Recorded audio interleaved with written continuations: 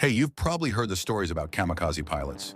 Those daring young guys from World War II who slammed their planes right into enemy ships. No turning back. The idea was to nail key spots on warships, causing way more chaos than a regular bomb drop ever could. Plus, the sheer guts of someone giving it all for Japan was supposed to freak out the Allies and crush their morale. Now, people debate how well that actually worked, but one thing that doesn't get talked about much is, what if they didn't pull it off? What happened to a pilot who missed the mark or just couldn't go through with it? Let's break it down. First off, a bit of context. By 1944, Japan was in rough shape. The war in the Pacific was turning against them big time.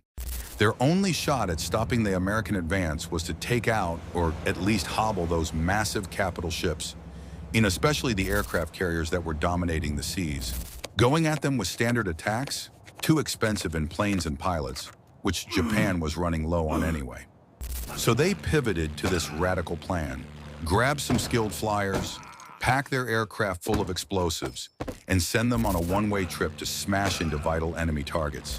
These weren't just any recruits. They were often the cream of the crop.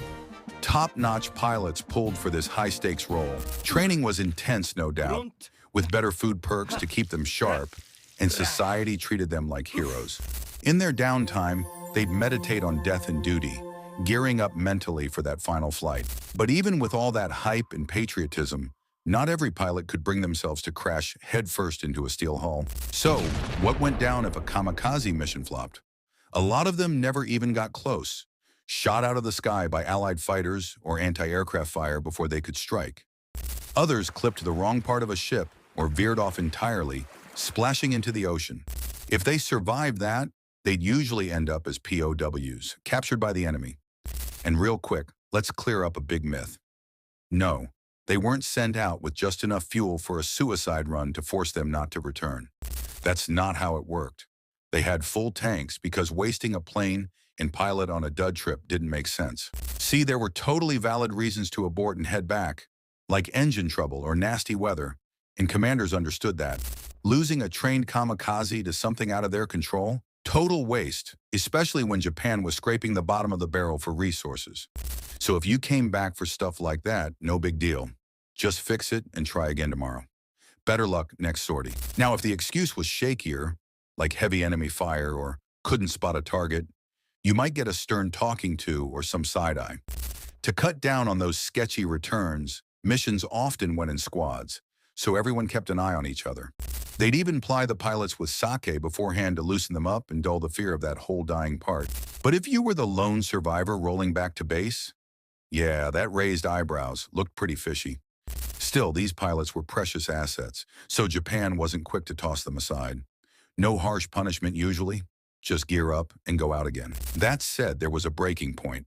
Take this one guy who somehow returned from 9 missions. Eventually, they called it cowardice and executed him. Brutal but rare.